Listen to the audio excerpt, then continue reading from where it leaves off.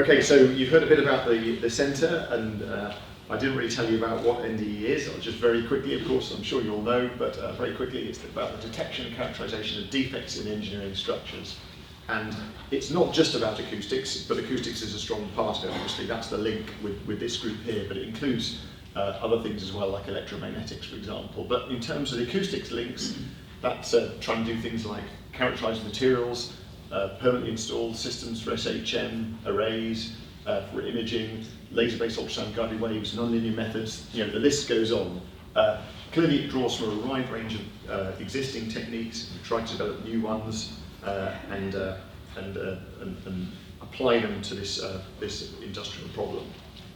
So I want to, I suppose, get across here that it's a reasonably well-known problem, the idea that structures age and fail and they need to be tested, but it's maybe not quite as well known as the noise pollution problem we've just been hearing about.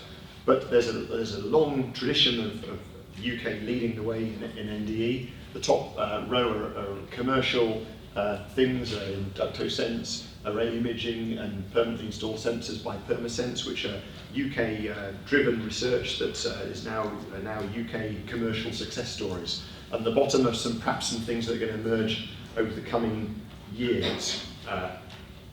So where are the gaps? Why do we need to link to this network if we're already doing so well? Well, I think the reason is that NDE, there is two sides to NDE. One is people who work in NDE are always listening and looking for things that they could use to do better NDE.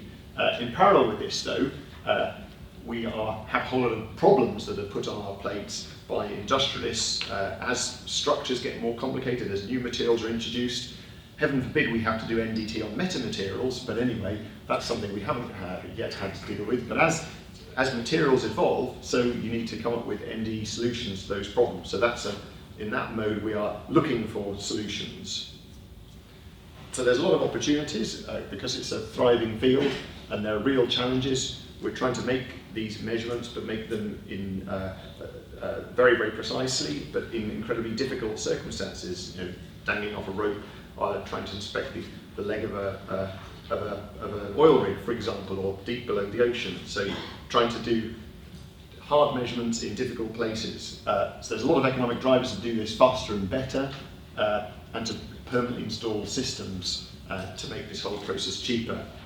So there's quite clear economic drivers there. So it's those drivers that mean that we can connect to industry.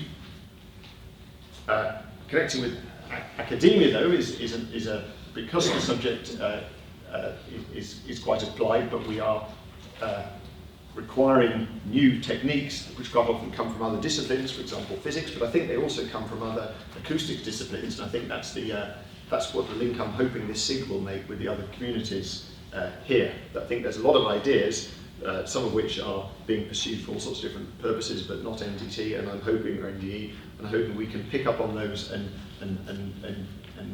find uses for those in this field. But I think it's a two-way process. I think it needs to be a collaboration between the people that have a clear understanding of those applications, and those are academics and industrialists, and the people that come up with those solutions. So you can see this collaboration is really critical, and I think that's what the network's all about.